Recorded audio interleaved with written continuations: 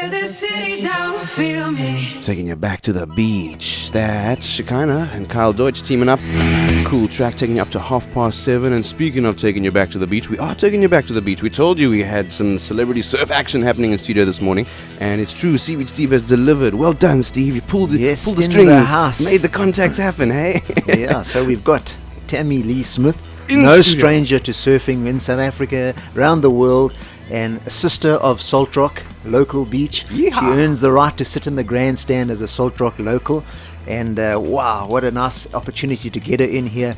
And recently just taken to big wave surfing, and been invited back to Hawaii this year to represent South Africa, should I say, or the big wave from our shores at Waimea Bay, and hopefully at Piahi in Maui. Jaws, Jaws, aka yeah, Jaws. Jaws, yeah. The big so one. where Tammy surfed last year, December, we all watched her live surfing in Piahi last year. So awesome to have her in the studio.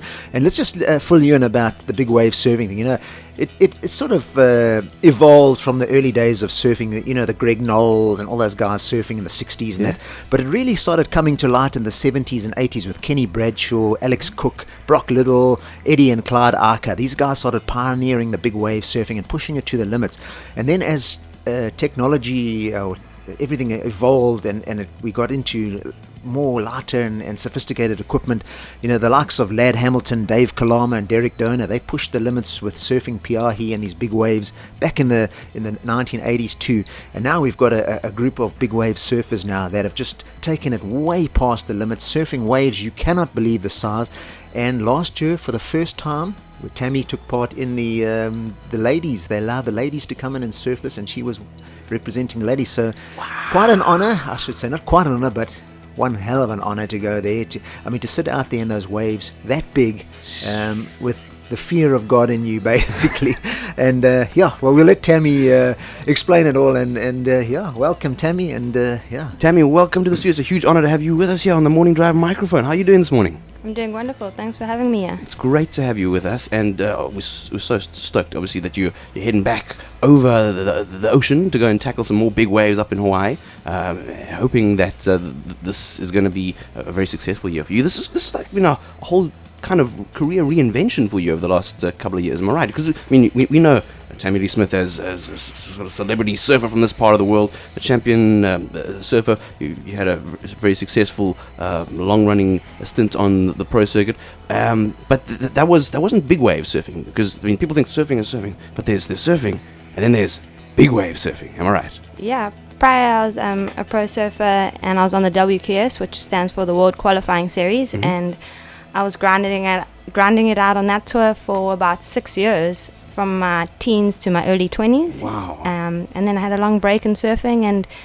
I went and worked abroad and came back and was missing the ocean so much, and I decided to, like you said, reinvent my career. And I've always had a passion for bigger waves. Growing up on the North Coast, it's similar to Hawaii. It's got a bit of grunt to the wave, and it's got power, and I always loved riding the barrel. So I came home and I'd made my decision to train hard and to make it in the big wave scene. What gave you the spark, the inspiration to make the switch and to just kind of tackle a more gnarly, a more intimidating form of the sport? I think the switch was always on. I was pro surfing in the World Qualifying Series, and I always wanted to push in big waves, and I did do 1 or 2 swells in Cape Town where Ian Armstrong took me out to Sunset, which is one of the open water reefs in Cape Town. And I was about 18, 19 years old then. But I guess my sponsors and my parents wanted me to really focus on competing back then, and I was also focused on that, and you had to prepare a little differently to do the big wave scene, and then it just faded out back in my mind. And then when I moved back abroad and found the love for surfing again, I wanted to push my limits, because that's what I've always done. And I just automatically decided to go big wave surfing. I thought, now's my opportunity. I'm more mature, I can make smart decisions, I can train hard. Make the switch. Now's the time. And so fast forward. So you were overseas for a couple of years. You returned to home shores not that long ago. Was it about a year, 2 years back? A year and a half. Year and a half back. and decided to really give it a go now on the big wave scene. Started training with some of the heavyweights. And managed to, it's like the fortune lined it up for you. This was the first year that they were opening the big wave compo up in Hawaii to the women's division. I can't believe it only happened in 2016. That didn't happen sooner. It's it's a crazy crime. that it didn't happen sooner. But yeah, I was really lucky. All the stars aligned for me, and I had a feeling that they were going to push for the girls to really get into the event soon. So I was just emailing, putting my name out there, emailing the WSL commissioner saying, if ever I want a gap. This is happening. And then you got the call, you got the mail. They said, hey, listen. Yeah, well, actually, I was on the alternate list. Were you like a wild card? I was like a wild card, yeah. So I was on the alternate list, and I remember I went body surfing early one morning, and then even to get on the alternate list is a huge honor. And then I never thought I'd make it into the event because I was second to last on the alternate list. And yeah, just something happened. A couple of girls were in another contest. One lady was pregnant. A space opened up. And a space somehow opened up for me. Well, that's what they say, Steve, about, what do they say about luck? Luck is when preparation meets timing and things happen. It all comes into place. That's it. You got to make your own luck. You got to work hard for it, and you then. But it was a mad scramble. I remember Tammy last year. She got on that plane and flew for hours and hours and got there. Didn't even have time to unpack and relax, and straight in that surf. It was crazy. Man, but listen, it was an experience. It was your first time over there, but the weather was something else, I believe. I mean, obviously you're dealing with Mother Nature. Surfing is not like it's not like rugby or even in those sports. I mean, sometimes you have a day where it's raining cats and dogs and pitches, but here you got to contend with the surf, the swell, the wind, and I believe it was real tough out there last year. Yeah, it was one hell of an experience. I never surfed in such windy conditions before. Well, the biggest waves and the windiest conditions I've ever surfed in. And there's a helicopter overhead. There's all these jet skis buzzing around you. There's like 50 boats in the channel. Yeah. So an experience in every sense of the word, just like overload at that moment. But look, it was what it was weather-wise. You made the best of it. I believe it was only one surfable wave that you could catch at the time in your heat. Is that right? Yeah. Well, to be honest, I was a little bit disappointed in my result because I know what I could have done. So I was pretty disappointed, but it just lit the fire for this year. I'm hoping to get an invite back to Jaws. I've got the invite for Waimea, but I'm hoping to get the invite back to Jaws. And yeah, I've just had a month on the road with the world champ, Paige Arms, and another fellow big wave surfer from the USA, Bianca Valanti. Mm-hmm. And they came here for a month in South Africa, and we just did a road trip.